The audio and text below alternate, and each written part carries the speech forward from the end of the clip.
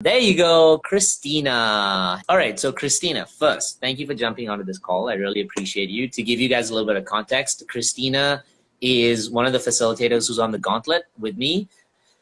I want to ask you, first and foremost, tell me what your previous relationship was like. The one where I know the story of like you with someone for like, how long was it? 9 years, was it? Yeah, 9 years. Okay. So what was your connection with that individual in the relationship? What was your attachment to this person in that relationship? Yeah, so in the beginning, so as Yat said, it was a 9-year relationship, which is rather long.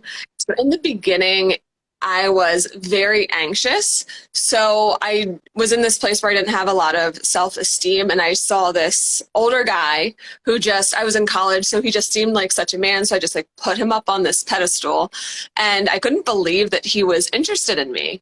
I was like, oh my gosh, he's messaging me. So I was so intent on winning over his approval, and I was very preoccupied with the relationship. So, always checking my phone. And then he was very wishy-washy with plans. So it'd be that elusiveness. So we'd, text or what have you.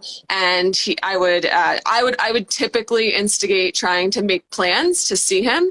And, it would just be the really non-committal, oh yeah, like I might be free Friday. So I would just clear my schedule for like the whole next month, like just in case, he might be free to hang out with me, like that kind of stuff. And then even like when it came down to hanging out, it just like wouldn't happen. And actually, I would say in the first year of us talking, I probably saw him like 3 times. And so I was hooked on this like feeling of continuing to want to chase him and to, obtain his validation. And it took a while. So as, I said 9 years. So each year it kind of got like a little bit better. So some people use the phrase like accepting like breadcrumbs. So it just got a little bit better and a little bit better. So, I think after maybe a year and a half, 2 years, we finally went on a date. And then I would say, yeah. And then after about 4 years, I finally like met his family. After and 4 then, years, did you say? Mhm. Wow. Okay. Yeah. Sorry. I mean, sorry for the shock value, but please continue. Because he was very interested in, his career, his image, his reputation. So I was kind of always on the back burner. So I was always, again, going back to the beginning of the relationship, I didn't have that physical barrier. So I'd be able to ask him, oh, well, what are your plans for this weekend? We should do this. And same elusive plans. So I wouldn't plan anything. And then I'd be sitting around all weekend, like stewing, like Friday night. And yeah, so I'd get, that like resentment piece because Right. I didn't planned. I just want to jump in and ask you a question, okay? Really honestly. Why, every time he bailed on plans or he, didn't show up for you, why did you go back, you think? Why did you still like go back to say, okay, I want to I'll reconnect with this guy? Yeah, I was hooked on winning him over and obtaining his love, for sure. Why do you think you did that though?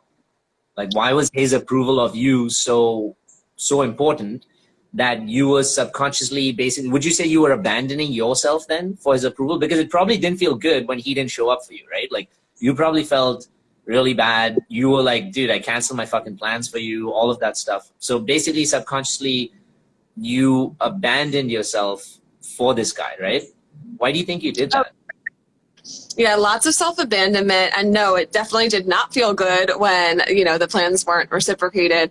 So I was doing that in essence as a reflection. That relationship was very reflective of my relationship with my own dad from growing up and from adolescence. You brought up your dad. So why was your connection with your dad so important with your connection with your boyfriend? Like, I mean, that's almost like 20 years apart. So... Yeah, so I do have, my core wound is definitely associated with not fully receiving the love connection from my father. So he was diagnosed with cancer when I was 11, and then he passed when I was 13.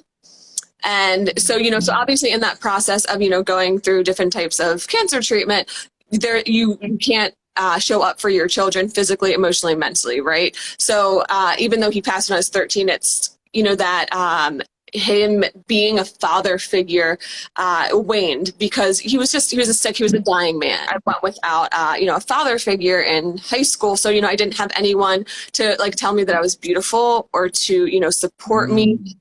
I do remember growing up, my dad, like one time he did get me a rose for Valentine's Day. I think I was in 4th grade. So I was 9 or 10 years old, and I was like, oh my gosh, it's a rose. You think a rose is like $1 million, and it was so sweet. But, then, he got sick and then he passed. So that didn't happen. And when you don't hear it from somebody, from like your parent or caregiver, then you don't believe it to be true. Because that's also compounded by what we see in, social media or, whoever's on the big screens, whatever it is, just that social influence. So I just didn't really have that, self-worth. And then also I just was constantly trying to reestablish or to I guess like establish some type of connection like with a man to, in a way, reconcile the past because I didn't his love and connection. Wow. I just want to tell you I know your story, obviously, just to let you guys know. Christina and I worked together, obviously, so I know her story from before, but that was so phenomenally well put, including what you talked about, that rose thing, right? The small things are the things that really count, that we don't realize. So just to tell you guys, there's a concept of neuroception. And neuroception is the ability for the brain to perceive how someone else treats us, behaves with us, or perceives us. That creates our identity of ourselves. So I'll repeat that again. So neuroception is how basically we see someone else seeing us, or we see someone else loving us, or we see someone else treating us. And that gives us our own identity of self-worth, our own identity of ourselves, and how much we're worth. So which means subconsciously we attach ourselves to the way somebody else treats us and the way someone else behaves with us. And neuroception is most active when we don't have a strong sense of self-identity or self-worth. So when we're growing up, if we have parents who are able to create the right amount of individuation, which is they're able to create the right amount of like an individual identity for ourselves, for us as children, and also to be able to create a powerful like relational identity as like father-son, father-daughter, mother-son, mother-daughter, etc., then what happens in that situation is that this child now has a much stronger sense of self. So when they go into relationships, their aim is not to change their neuroception, because their neuroception is more secure in that space. So at this point, when they go into relationships, they're going from more of a place of security. But if that's been lacking, then the ego now makes it a mission to be able to like grab onto self-worth and to prove oneself. So coming back to your story, Christina, then what happened, how did the relationship end then? Like, I mean, it went on for so long. What is it that actually made the change for you? The change happened slowly, and it really, because I wasn't getting really any of my needs met, I started very, very slowly to step into a place of security, very, very slowly. So, for example, I noticed like that preoccupation with the relationship and that waiting around all weekend. I decided to actually like start dating myself.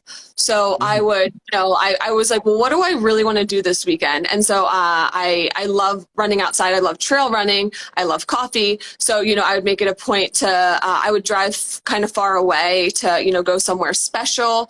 I would make a little date out of it. And I had some really amazing experiences. And then also what I really, really wanted to do was to travel solo, which I knew would crush my mother because she'd very much thinks that the world is a very unsafe place. So but it's something I really wanted to do, and that's something I did for myself. So I started to, make promises to myself, keep them, follow through, slowly build my security, and then I finally, it was, a long, slow process. I was living with him for 3 years, and finally,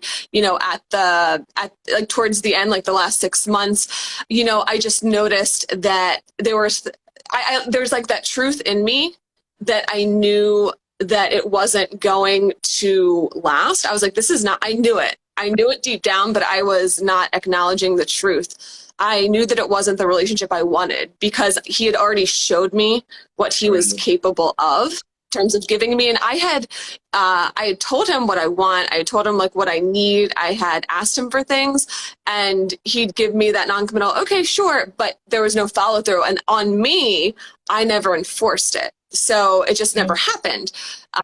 And then, really towards the end, like I said, there was just like all those things, they just accumulate, they keep accumulating.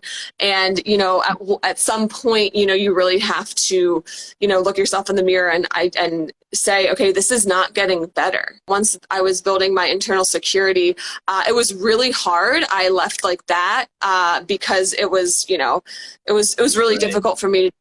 But I finally, had my D-Day, I guess you could say.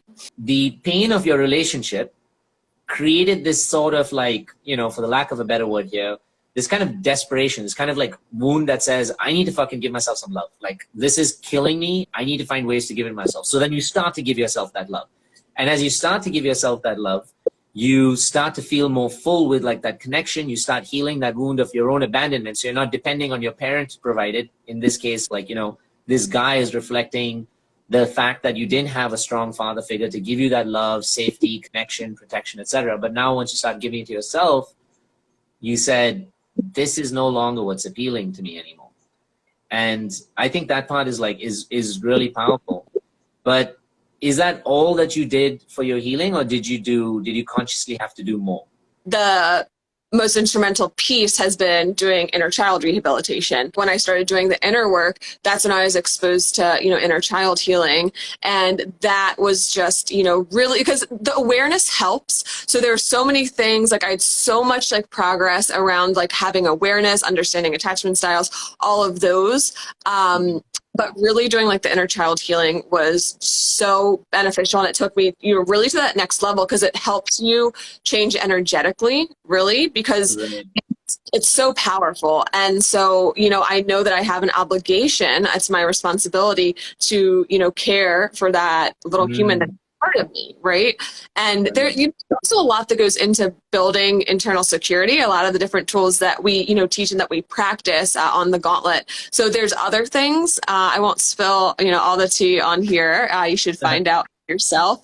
But definitely, it is the understanding, it's like the knowledge, it's doing the deep digging, so like all the journal work. But then, you also have to get to that part of connecting with your inner child and understanding that you have a responsibility to them to take care of them. And like that is the, the crux of reparenting. And I've actually learned to reparent myself as a mother and as a father. And, what I do is when I'm in a situation, I like think about what do I need and what would I want a mother to do? What would I want a father to do? And that's been, and it's interesting because sometimes people, they'll ask me questions. They're like, well, how do you do that? And I'm just like, I just don't give a fuck. I'm just like, what? They're like, well, what will they think? And before I would have been, all caught up in that. Like, well, what will they think? But that's a natural byproduct of reparenting yourself. You just don't care. You're like, well, whatever. I need to protect my inner peace and I need to protect myself. So we're only really sensitive to other people's opinions when we attach our sense of like self or identity or worth to their opinions, right? So if we create a stronger sense of self, a stronger sense of love, then we start to disconnect a little more from other people's like ideas, opinions, judgments, wouldn't you say? And so then their words just become words and they don't necessarily influence us anymore, right? Yeah, they just become words. And then when you are sensitive to them, you understand that, you need to do some digging and understand why and take it upon yourself to say, okay, you know what, being triggered sucks. So I'm going to take it as an opportunity to learn why did I have that reaction and like what still needs to be like dug out. Right. Wow, that was beautiful. Well, thanks everyone for coming in and listening. Thank you, Yats. Thank you, Christina.